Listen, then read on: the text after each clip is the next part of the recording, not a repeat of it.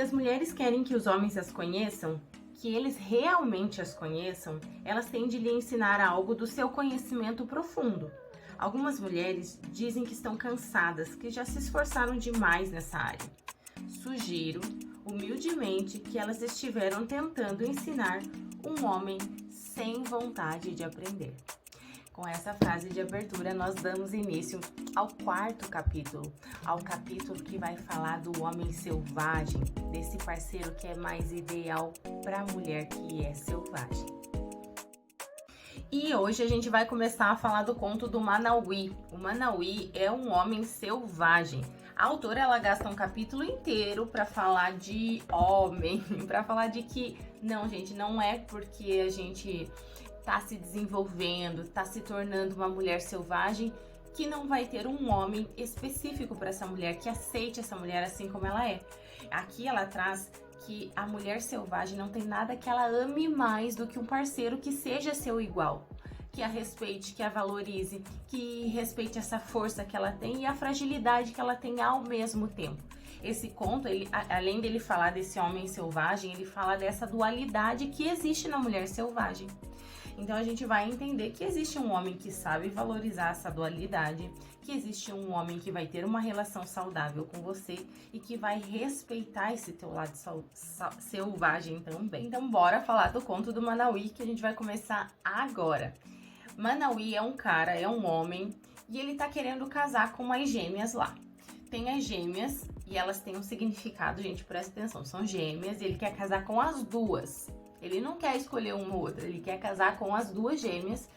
Só que ele tá cortejando essas mulheres e o pai fala assim, o pai dessas meninas, você só vai casar com elas quando você descobrir o nome delas. E elas não falam o nome pra ele. Ele vai lá, corteja ela e tenta descobrir o nome. Aí ele tem pouco tempo, no conto fala assim, ele tem pouco tempo pra descobrir esse nome delas. Aí ele vai embora, tem ele e o cachorrinho tem um significado nessa história também. E ele fala assim pro cachorrinho, olha, eu quero que tu me ajude a descobrir o nome delas pra eu conseguir casar com essas duas. E o cachorrinho sai pela floresta, volta lá na casa delas, fica pertinho, lá diz que elas gostam desse cachorrinho, né? E elas, quando o cachorrinho chega na casa delas, elas duas estão conversando, estão se chamando pelo nome. E ele fica lá ouvindo e o cachorrinho descobre o nome e volta correndo para falar pro dono, que é o Manauí. Só que nessa volta, ele sente o cheiro ou ele esbarra num pedaço de osso. E no conto fala que esse pedaço de osso é um osso suculento. É um osso que distrai esse cachorrinho. E o cachorrinho vai lá, se distrai com esse osso, come, se lambuza todo e volta para casa. Quando chega em casa para contar o nome pro Manauí, das gêmeas, putz, esqueci. Ele esqueceu porque ele se distraiu com o osso. Aí o Manauí fala, volta lá que eu preciso saber o nome dessas gêmeas. Aí o cachorrinho volta lá. Quando volta lá, na casa das gêmeas, elas estão passando óleo no corpo, estão conversando sobre o Manauí, estão falando. E o cachorrinho ouve cada uma se chamar pelo nome e lembra, o nome delas é esse. Então eu vou voltar a falar pro Manauí. E ele volta pra casa dele. Só que ao passar pela floresta, ele sente um cheiro que no livro fala um cheiro de noz moscada, que lembra bolo. E ele se distrai com esse bolo, com esse cheiro de noz moscada, vai lá, se delicia com o bolo e volta a falar o nome pro Manauí. Chega lá, putz, esqueci de novo.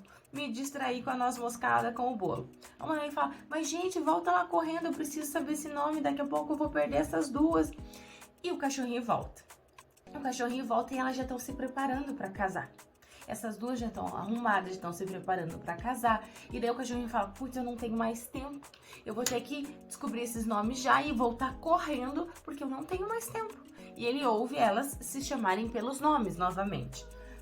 E volta correndo para falar o nome pro Manauí. Aí ele sente o cheiro, esbarra no osso, só que ele consegue se conter, porque ele já caiu nessa distração uma vez, então ele consegue se conter.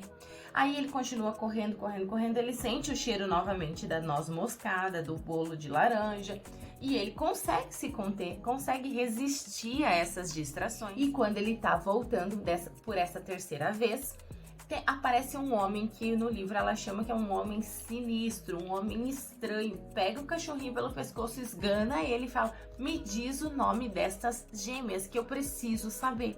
E o cachorrinho ali sendo esganado, já tá sangrando, começa a morder o cara, e luta com ele e de repente consegue fugir dele e espanta o cara, na verdade, né, com as mordidas todas. Chega lá pro Manauí todo estrupiado, sangrando, faltando pelos, né, por conta dessa luta.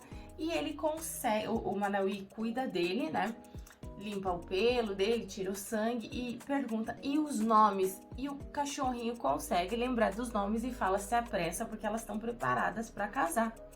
E nisso, o Manauí, já com o cachorrinho ali limpo, sai correndo, chega na casa das gêmeas e fala pro pai o nome delas. E o pai: agora sim que você aceitou, que você acertou o nome das duas, você pode casar com as duas. Veja bem que o Manauí aceita as duas. Ele acerta o nome, os dois nomes, e ele aceita essas duas. Ele não faz uma escolha, não faz uma distinção. No conto também é importante lembrar que dá algumas características dessas gêmeas. Dizem assim, que uma é mais bonita do que a outra, só que a outra é mais delicada do que essa primeira. Ou seja, tem uma mais delicada, tem uma que é mais forte, tem uma mais bonita, tem outra que é mais feia. É essa dualidade que existe. E ele não escolhe nenhuma nem outra, porque não tem nenhuma que é perfeita. Não tem nenhuma que só tem defeitos. As duas se completam como uma perfeição.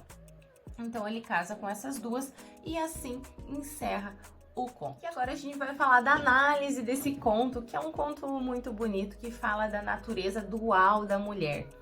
O que significa primeiro essas gêmeas? No conto fala de duas mulheres com características distintas, como eu falei para vocês. Essas duas, elas representam uma única mulher. A simbologia do conto mostra que ela representa uma única mulher. É a nossa natureza dual. Não existe alguém só bom, não existe alguém só ruim, não existe alguém só fraco, não existe alguém só forte. Todos nós temos essa dualidade dentro de nós. Porém, analisando um pouquinho o conto, a sociedade para as mulheres pede, exige que a gente mate uma dessas gêmeas, que a gente aborte um desses lados. Isso faz com que uma parte nossa morra. E se uma parte nossa morrer, isso nos enfraquece. Isso sim nos deixa vazias, com essa sensação de vazia. E isso faz com que a gente entre de uma forma incompleta nas relações. É isso que representa essas gêmeas. Pode ver que ele dá duas características distintas ali. A gente pode entender pelo lado da psicologia como se fosse o nosso self e a nossa sombra. Para quem não está familiarizado com esses conceitos da psicologia, eu vou explicar. O self é o que a gente reconhece de si mesmo. E a sombra são as nossas características mais rejeitadas por nós e pela sociedade. Então, o que a sociedade exige? Que essa nossa sombra, que os nossos impulsos, que as nossas pulsões sejam mortas, que elas não apareçam ali. E isso faz com que uma parte nossa se define e, teoricamente, de acordo com a autora, é isso que gera sintomas. É isso que faz com que a gente não se sinta completa, com que a gente entre num trabalho, por exemplo, e não se sinta bem, porque o trabalho que exige que você tenha só um determinado lado seu ali, vai fazer com que o outro morra, que você precise reprimir demais, então vai te gerar um desconforto, porque você vai estar matando uma parte sua. Assim também nas relações, tem relações que só aceitam um lado seu. Por exemplo, a mulher que é essa mulher forte, que é essa mulher que conquista, que é essa mulher que se valoriza, também é a mulher que não vai aceitar menos do outro. Também é a mulher que vai brigar pelo que ela acha correto. Então, quando se entra nas relações, quando se entra no trabalho, se exige só um lado dessa mulher. Como é que tu vai matar o outro? Isso é muito difícil. Nas relações, pode ver o que chama a atenção enquanto você não tá namorando, enquanto você não tá num casamento. é a parte sedutora, é a parte da conquista. Mas depois que se casa, depois que namora, esse lado é quase morto. É exigido que ele morra, que apareça só o arquétipo da santa, né? Ah, porque a minha mulher, né? É assim, exige-se que esse lado mais sedutor, exige que esse lado mais sensual morra para os outros. E isso não tá certo de acordo com o livro. Isso vai fazer com que as nossas relações se definem. Por isso que traz ali o Manauí, que é esse homem selvagem. O homem selvagem que é bom para as relações, ele vai aceitar essa dualidade da mulher. Ele quer essa mulher que é forte e ele quer essa mulher que brigue pelos valores dela também. Ele não quer que ela fique quietinha, ele aceita essa dualidade. É isso que a autora traz ali. Aí vale a pena a gente pensar na nossa vida. Que parte sua você está matando dentro das relações? Que parte sua você está precisando matar dentro de um trabalho, dentro de uma empresa? Que parte sua está morrendo quando você se torna mãe? Será que você se torna mãe, você precisa deixar o teu lado mulher morrer?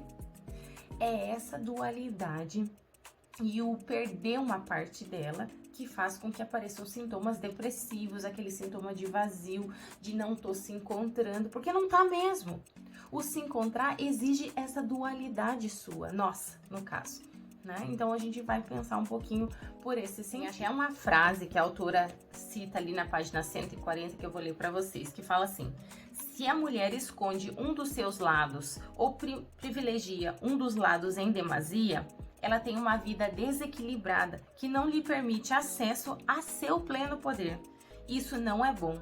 É necessário desenvolver os dois lados. A autora também traz no livro, muito importante isso, que para a gente não correr no risco de entender que a gente não consegue ser feliz sozinha enquanto mulher selvagem. Então ela traz ali um pedacinho, um subtítulo dentro do capítulo que fala o poder de ser dois.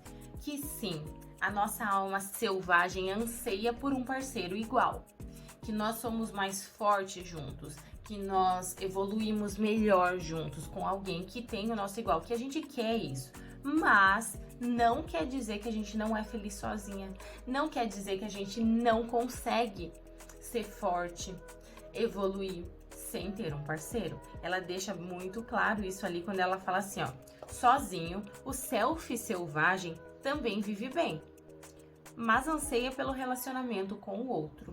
A gente vive bem solteira, a gente vive bem sozinha, mas pode ser que a gente anseie, que a gente deseje um parceiro que seja o nosso igual e tá tudo bem. Quando a gente encontra esse parceiro, a gente... Ela cita ali um exemplo que é mais fácil quebrar um pauzinho sozinho do que dois pauzinhos juntos. Quando a gente tá junto, nós se tornamos mais fortes, nós juntamos a nossa força com o de uma outra pessoa. Mas a gente tá falando de um outro pauzinho, de uma outra pessoa tão forte quanto a gente. A gente não tá falando daquele boy lixo, a gente não tá falando daquela pessoa insegura, a gente não tá falando daquela pessoa que te limita. A gente tá falando de um parceiro que seja seu igual. Agora vamos entender que negócio é esse de dar nomes, de adivinhar, de tentar compreender esses nomes dessas gêmeas. O dar nome, gente, significa afirmar algo, significa chamar pelo nome, ou seja, não se chama qualquer um, a gente chama pelo nome, a gente diferencia, a gente aponta. O dar nome aqui, de acordo com a autora, pode simbolizar muitas coisas. Pode simbolizar um compromisso. O que seria o dar nome? Será que pode ser dar nome às relações? Será que é dar nome aos sentimentos? Será que é dar nome, talvez, às atitudes que estão acontecendo? Vou falar para vocês, ó, da clínica, quanta gente que às vezes evita de dar um nome para algo, com medo de taxar e daí escancarar alguma coisa negativa. Por exemplo, estou numa relação abusiva.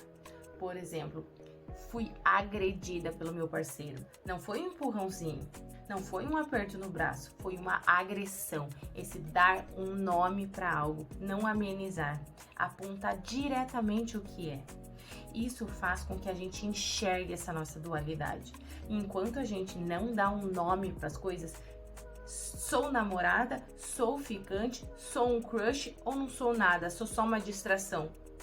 pro outro. O que é que eu sou?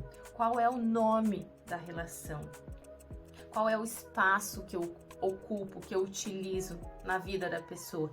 Dê esse nome, não tenha medo. Enquanto esses nomes não são dados, a gente não enxerga.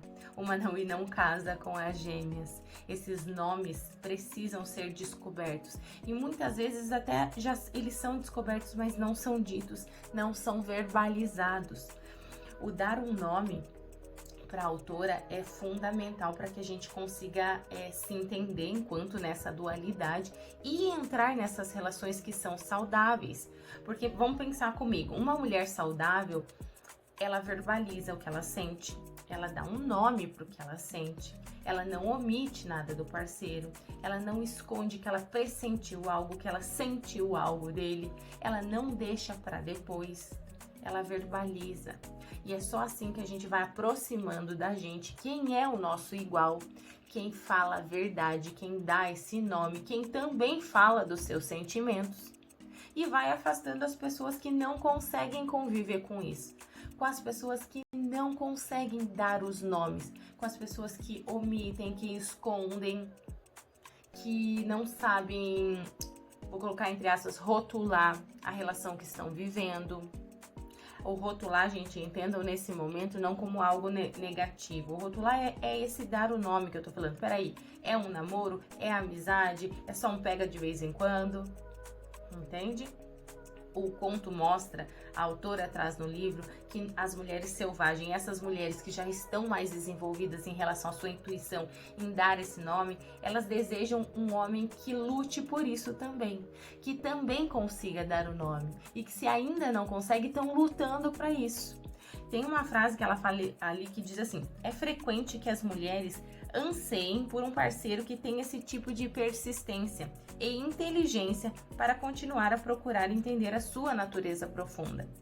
Porque é óbvio que talvez alguém tá no meio termo ali, tá tentando se desenvolver, tá se modificando. Você pode recusar essa pessoa porque ela não tá compatível, não tá no mesmo nível, se você já for essa mulher selvagem. Mas se você entender que o cara tá lutando, que ele tá tentando se diferenciar, que ele tá tentando evoluir nesse sentido, em falar dos sentimentos, em não omitir nada, a gente se atrai. A mulher selvagem se atrai por esse tipo de parceiro. E o que simboliza esse bendito desse cachorrinho? Eu sou super fã de cachorro, né? Sou meio suspeita para falar, mas eu digo que o cachorrinho ali tem um simbolismo muito bonito. E a autora traz que os cachorros, eles são mágicos do universo, que são eles que geram os relacionamentos. Ela chega a comparar que um cachorro é muito parecido com um lobo, só que ele é mais civilizado, ele é mais domesticado. É ele o mensageiro da nossa psique para essas relações e do nosso mundo das sombras, das nossas trevas, para gerar relacionamentos. É ele que faz essa mensagem, é ele que chega lá no fundinho das nossas trevas, das nossas sombras, que conhece o nosso pior lado, transforma isso para que as relações sejam geradas. É ele que, primeiramente, ali no conto, entende essa dualidade. Ele reconhece as gêmeas. A gêmea que é mais meiga, a gêmea que é um pouco mais agressiva, a gêmea que é mais bonita, a gêmea que é mais feia. Então é ele que reconhece isso, identifica e tenta levar para o Manauí. O que isso representa? Que tem algo dentro de nós que sabe fazer essa conversão. É algo dentro de nós, dentro da nossa psique, que sabe converter, juntar essas duas formas, essas duas gêmeas que existem dentro de nós, num formato aceitável, civilizado e domesticado para as relações. Só que civilizado e domesticado não a ponto de matar uma das gêmeas, não a ponto de fazer com que uma versão nossa morra. Pelo contrário, ele faz isso viver. Ele não chega só com um nome das gêmeas para o Manauí. Ele fala dos dois nomes. Ele que primeiramente aceita essa sombra, esses aspectos mais negativos da mulher. Ele junta tudo em uma e fala: não, tu pode ser assim. Você pode ser essas duas pessoas. E existe alguém ali do outro lado que vai saber se relacionar com essa sua sombra, que também vai aceitar essa tua versão mais negativa. É isso que representa ali o cãozinho. Vamos falar desse percurso dele, de ir tentar identificar esses nomes, dele ir tentar descobrir esses nomes e se perder por diversas vezes aí no meio do caminho. A gente também pode entender isso como uma parte do masculino, o cãozinho como uma parte do masculino. Essa tentativa de fugir das distrações, de fugir dos prazeres da vida, que por diversas vezes faz a gente cair em ciladas. Então, por exemplo, primeiro, o cãozinho, o que ele faz? Ele vai e ele descobre o nome. E quando ele tá voltando, ou seja, ele tá indo com esse intuito, ele quer descobrir os nomes, ele quer levar o nome pro Manauí casar com essas gêmeas. Só que no meio do caminho aparece ali um osso suculento e ele acaba se distraindo. O osso suculento representa um prazer imediato e passageiro. Porque o osso não vai estar ali para sempre. Ele vai comer o osso e daqui a pouco esse prazer já não existe mais. É os prazeres furtivos. Então ele representa esse lado também do masculino e do feminino, do nosso. Por quantas vezes a gente se perde, se distrai de si mesma, se distrai do nosso objetivo por conta de prazeres fúteis, atuais. Você muitas vezes sabe que o prazer de se envolver talvez com alguém que tu goste, mas que tenha um relacionamento, vai ser passageiro, vai ser furtivo, e isso te distrai do teu objetivo de se desenvolver uma mulher mais forte, uma mulher que se valoriza, e mesmo assim às vezes você cai. Tô dando um exemplo, tá, gente, do que eu escuto dentro da clínica. O que acontece? Você se deixa levar por esse osso suculento, por um prazer imediato de atenção. Você sabe às vezes que o cara não vai querer mais nada com você além do sexo ou além de uma noite, mas você se deixa levar por aquele momento, por uma distração, talvez por carência. Passa aquela noite em que a sua carência, a sua distração é sanada, e aí no outro dia como é que tu fica? Perdeu o nome das gêmeas, que é o que acontece com ele. Ele perde o objetivo, gente? Não. Ele fala, não, eu vou tentar lá mais uma vez, eu vou tentar descobrir esses nomes. Também pode ser representado pelos prazeres furtivos do homem, né?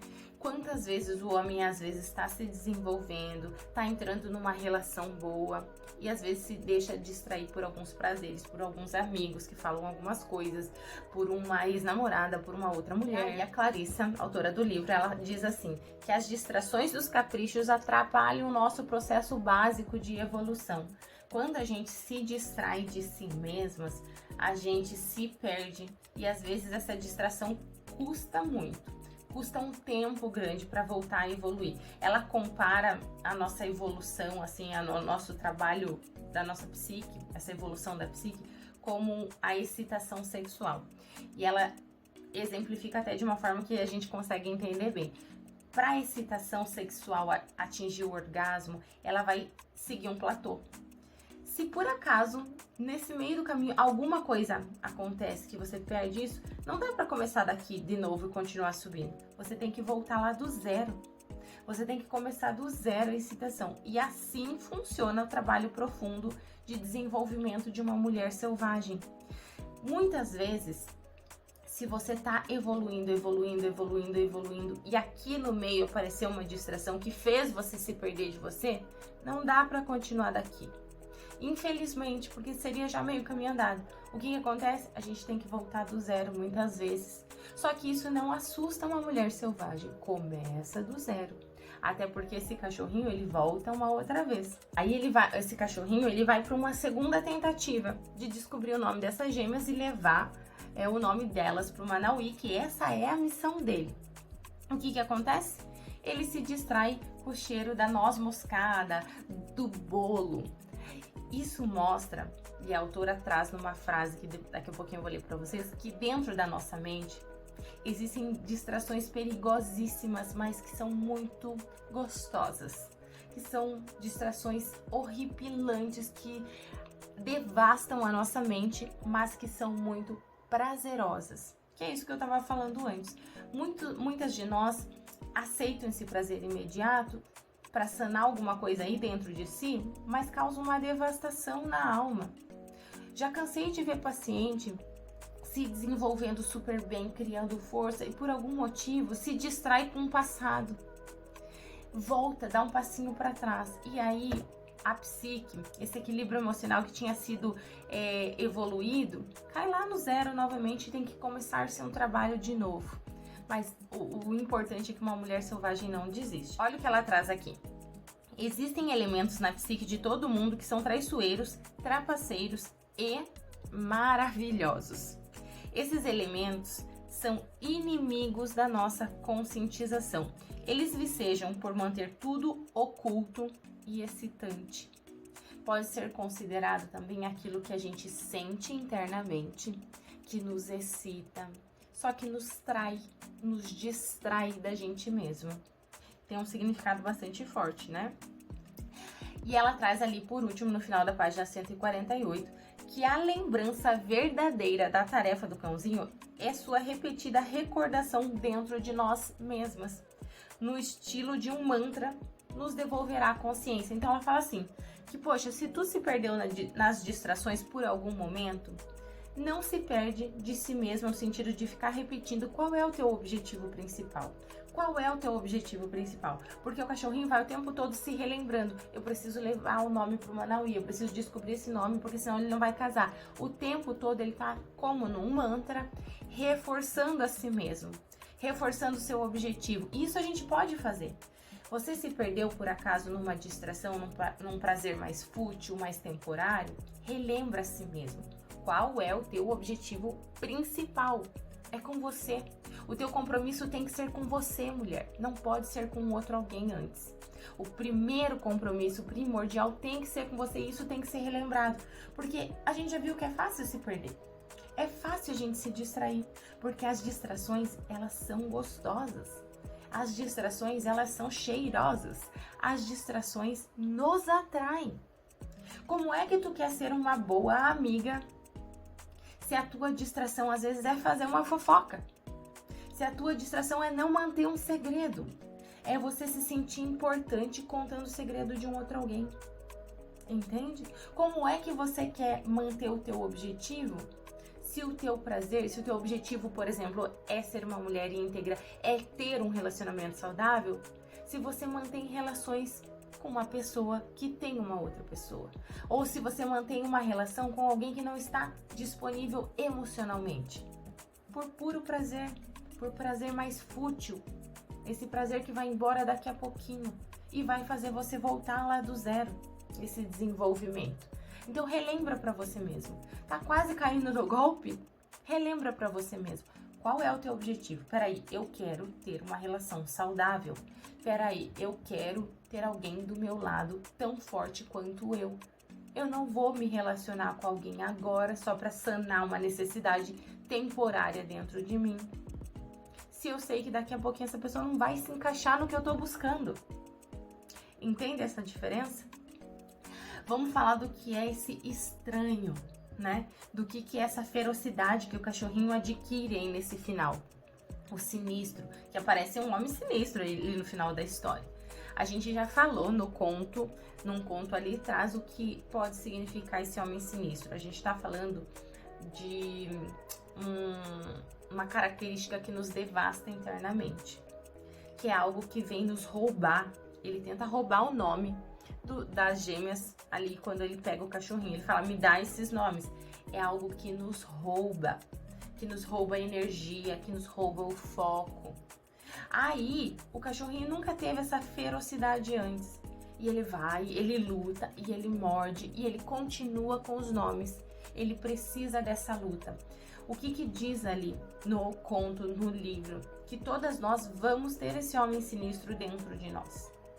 Que nós vamos passar por esse momento de tentativa de furto e de roubo do nosso objetivo principal, das nossas metas, do nosso desenvolvimento, isso dentro da gente mesmo. Sabe aquela vozinha? Você não consegue, você não é boa o suficiente para conseguir uma relação saudável, ninguém gosta de você, você não é uma boa pessoa, você não é bonita. É isso que nos rouba da gente. É isso que faz com que a gente tenha uma outra visão sobre quem nós somos. E daí faz com que a gente se desmotive. tanto que o cachorrinho sai dessa luta sangrando, todo estrupiado, como diz ali no conto. Ou seja, para você conseguir sair disso, você vai lutar com você mesma. Você vai precisar sair dessa situação, mas não vai sair sem uma luta, porque é uma luta consigo mesma. Todas nós temos esse homem sombrio dentro de nós. Que num conto, como é que chamavam esse homem sombrio? Se eu não me engano, foi no conto do Barba Azul. Que é esse Barba Azul ali de dentro que nos rouba, que nos trai, que nos mata, que mata o melhor de nós. Você não vai conseguir sair disso sem essa luta. Então você vai precisar adquirir essa força. Você vai precisar sair talvez sangrando, mas você vai conseguir. É isso que mostra ali no conto. Ela traz uma frase assim: o estranho sinistro pode ser encarnado por uma pessoa verdadeira do mundo exterior, alguém que nos rouba, ou por um complexo negativo interno, que é isso que eu falei pra vocês. Eu acho que quando a gente olha para esse conto, é muito mais fácil a gente identificar um complexo interno, para que a gente possa saber com o que a gente vai lutar, para que a gente possa identificar o tamanho da força que a gente vai precisar ter, porque cada uma de nós conhece esse complexo interno. A gente sabe a visão que existe de nós mesmas, que faz com que a nossa energia caia lá embaixo, que faz com que a nossa autoestima vai lá no pé. Você sabe com o que você precisa lutar dentro de você. Você sabe que você precisa se dar o valor, valorizar-se antes de qualquer coisa, mas muitas vezes tu não consegue. Por quê? O que tem aí dentro de tão negativo que tá te dizendo? Que tá te fazendo se perder de si mesmo? Entende? Por outro lado, a Clarissa traz que ele pode ser interpretado como um estranho exterior que nos rouba. Quem é esse estranho que nos rouba da gente? Ela traz no livro que esse estranho pode ser uma pessoa ou pode ser uma coisa, pode ser algo, um objeto, pode ser um trabalho que te sugue, que te rouba de si mesma. Quem é esse estranho que faz você sair sangrando, que faz você se distrair do objetivo principal? Às vezes é um trabalho que te consome e você não consegue sair. Às vezes é uma relação conflituosa com alguém e você não consegue sair. Às vezes é uma família com crenças muito fortes e enraizadas que você não consegue sair. Mas que você vai precisar ter essa luta. Que você vai precisar de um mantra para ficar se lembrando o tempo todo. Qual é o teu objetivo principal? Esse estranho que nos rouba tá à nossa volta. Ele tá por aí. A gente não vai ficar imaginando que não existem riscos, que nada vai nos distrair. Pelo contrário, é saber que essas distrações existem, que nos dão força suficiente para a hora que elas chegarem, você saber com o que você vai estar lutando. Eu queria que vocês identificassem isso na vida de vocês. O que tem roubado você de você? O que tem roubado você das suas distrações? Vocês me fizeram lembrar agora, falando isso, de um livro que fala Quem Me Roubou de Mim. É um livro que fala das relações, mas é muito legal. Quem roubou você de você? O que te rouba a vida? O que te rouba essa energia, essa vitalidade? Tenta identificar. Quem é esse homem sinistro aí na sua vida? E para fechar esse conto aí, que é um conto mais curtinho, a Clarissa, autora do livro, termina falando assim que sobre essa mulher interior nossa. Que se a gente quiser ter um relacionamento saudável com um homem que seja um homem selvagem por igual, alguém que nos respeite, nos valorize, a gente vai precisar antes aceitar essa nossa dualidade e não tentar esconder. A gente não pode tentar esconder as nossas vulnerabilidades, as nossas fraquezas. A gente não pode esconder esse nosso lado sombrio. Porque se você faz isso, você está mostrando para o seu parceiro uma versão sua. E o que ele está aceitando é uma versão sua. Como é que o outro vai ter a oportunidade de aceitar essa dualidade em você se você omite? Não tem como. Você precisa apresentar esse seu lado, por mais difícil que seja, para ver se o outro ali, que tá com você, é um homem selvagem verdadeiramente. É o homem que vai querer ficar com essas duas versões suas. A Clarissa traz assim: se uma mulher quiser que seu parceiro tenha esse tipo de receptividade, ela lhe revelará o segredo da dualidade da mulher. Ela lhe falará sobre a mulher interior, aquela que, somada a ela mesma, formará duas. Ela vai conseguir ensinar esse parceiro a se relacionar com essas duas mulheres. ela não vai omitir, sabe por quê? Ela mesma aceita essa dualidade, então não tenha medo, porque se você tem medo de mostrar dualidade, é porque você acredita que teu parceiro não é o parceiro ideal para ti. Se você tem medo de mostrar um lado pro seu parceiro, é porque lá no fundinho, tu acredita que ele não é um homem selvagem, que talvez ele te deixe por isso, que talvez ele rejeite um lado seu. Olha o quanto isso é forte, gente. E para tecer um relacionamento seguro, a mulher também fará a mesma pergunta ao parceiro, que é: o que você quer? No livro, aqui no finalzinho, ela traz que pra gente entender a nossa dualidade, a gente antes precisa fazer uma pergunta pra gente mesmo. Se a gente quer ter relações boas, a gente precisa fazer essa pergunta: o que você quer?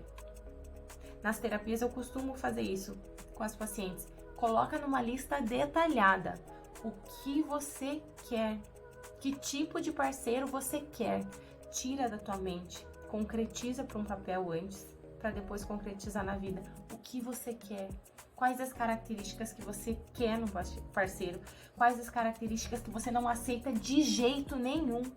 E quais as características que podem ser toleráveis para ti? Verbaliza, tira do inconsciente, traz para o consciente verdadeiramente. Vou finalizar esse conto lendo duas frases. As duas estão separadas, mas na mesma página, 151, que fecha esse capítulo de uma forma exemplar, para que a gente consiga se aceitar primeiro para depois mostrar para o outro. Para amar uma mulher, o parceiro deve também amar a sua natureza primitiva. Se a mulher aceitar um companheiro que não possa amar ou que não ame esse seu outro lado, ela sem dúvida vai acabar arrasada sob algum aspecto e deixada a vaguear cambaleante em desmazelo. Que forte isso, né, gente? Tá falando que se a gente se permite amar ou ser amada por alguém que não aceita uma das nossas versões, uma hora ou outra a gente vai ser deixada de lado cambaleando. A gente vai ser deixada de lado machucada. Última frase.